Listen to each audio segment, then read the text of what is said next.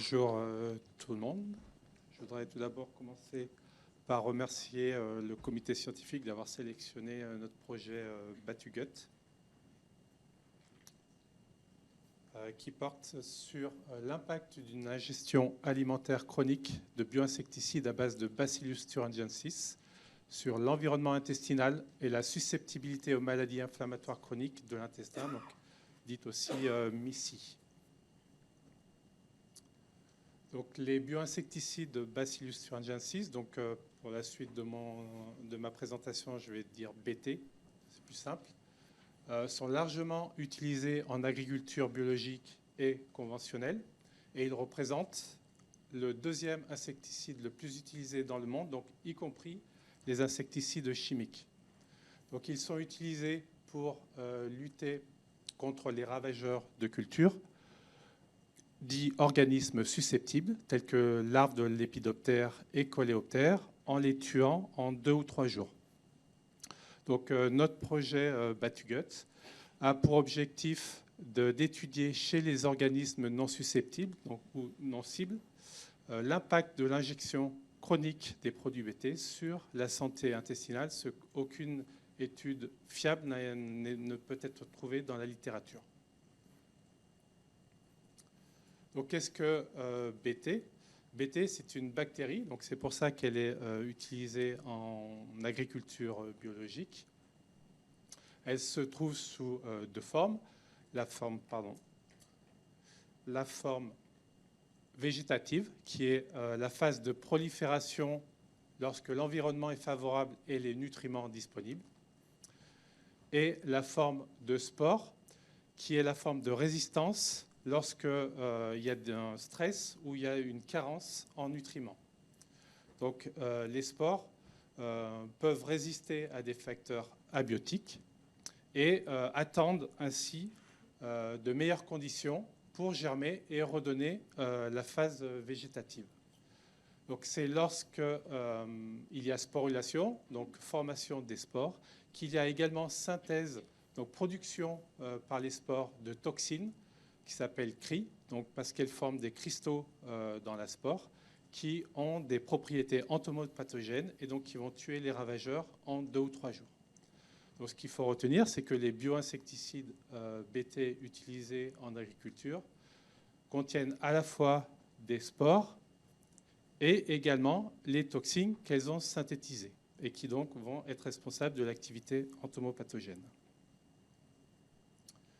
Donc, ce qu'il est important de savoir, c'est que BT appartient à un groupe de bactéries qui s'appelle Bacillus cereus, donc qui est formé de plusieurs bacillus, dont Bacillus cereus lui-même.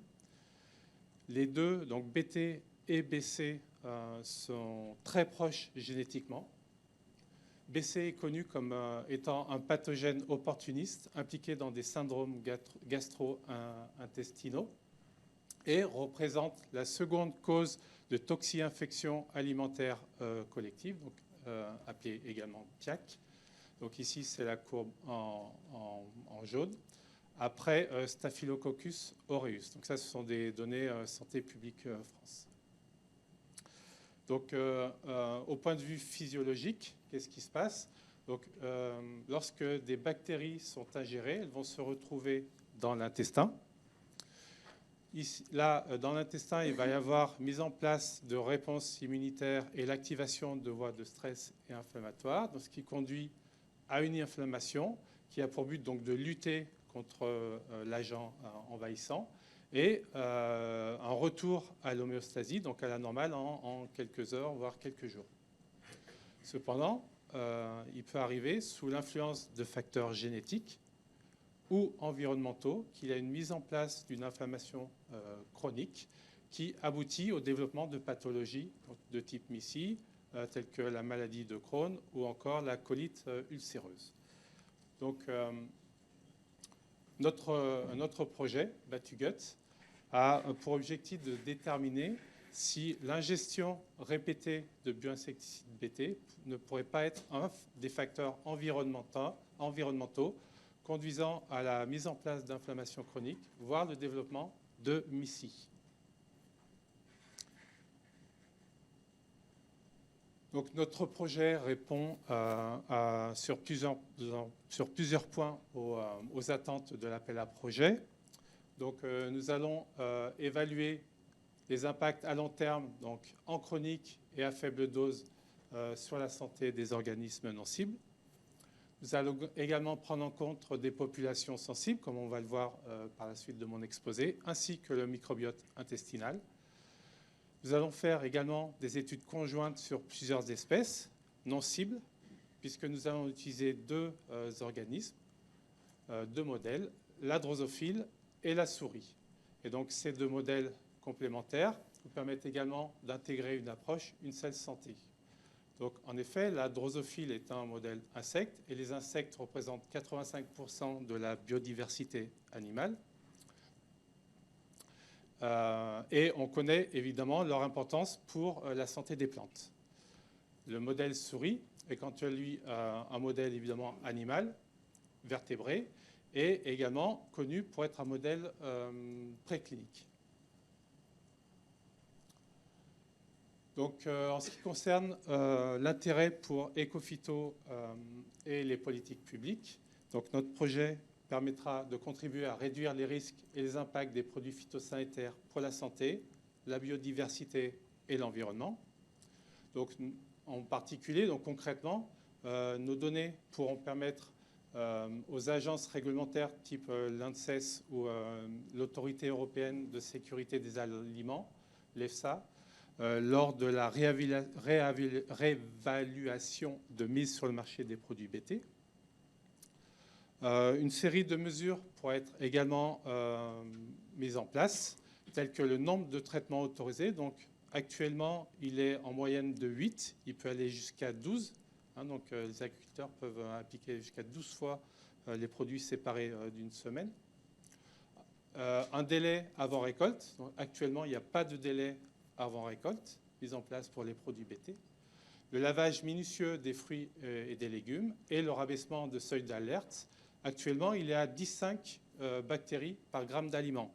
Donc, si on prend par exemple une tomate qui fait en moyenne entre 100 et 150 grammes, ça fait 10 à 15 millions de bactéries par tomate. Donc, c'est quand même assez conséquent. Enfin, à plus long terme, nos résultats pourraient permettre de développer des insecticides BT plus sûrs, tout en ayant gardé leur efficacité vis-à-vis des ravageurs. Donc l'ANSES et l'EFSA, en 2013 et 2016 respectivement, ont souligné la sous-estimation de l'implication de BT dans les TIAC. Et en effet, plus récemment, des études suggèrent un lien entre les souches BT d'origine agricole, les aliments et les TIAC. Alors, il y a des études qui ont montré l'innocuité des produits BT pour les organismes non cibles sur une courte période d'exposition. Mais si on regarde dans la littérature, il n'y a pas de données fiables sur la toxicité chronique. Et ça a engendré pas mal de controverses sur l'utilisation des produits BT. Donc, pour pallier à ce problème, nous développons au laboratoire des protocoles qui permettent une ingestion chronique des spores et des toxines CRI sur des individus sains et des individus fragiles, donc génétiquement prédisposés à développer des inflammations intestinales chroniques, à la fois dans le modèle Droso et le modèle souris. Donc le projet se divise en trois grandes tâches. La première, chez la drosophile, nous allons utiliser le fait qu'elle a une durée de vie assez courte pour faire des tests de survie. Nous allons également regarder les altérations cellulaires de l'intestin grâce à des marqueurs, donc, tels que la perméabilité de l'intestin, le stress oxydatif, la dysplasie, l'inflammation, qui sont des facteurs retrouvés dans l'hémicie. Chez la souris, nous allons de même regarder tout ce qui est inflammation, perméabilité, système immunitaire de l'intestin, à la fois dans des souris sauvages, mais également dans des souris qui sont mutées pour l'interleukine anti-inflammatoire IL-10 et qui représente un modèle de colite. Donc on va regarder si elles ne sont pas hypersensibles aux produits BT. Enfin, nous allons faire une analyse plus mécanistique avec l'implication du microbiote, les variations des cytokines des populations des cellules immunitaires. Et enfin, nous voulons regarder la réponse cellulaire de l'intestin grâce à une analyse transcriptionnelle. Donc nous avons déjà quelques résultats préliminaires. Donc chez la drosophile, nous avons effectué un test de survie. Et donc on voit ici avec la courbe orange qu'il y a une diminution de la longévité des drosophiles lorsqu'elles sont exposées aux produits BT.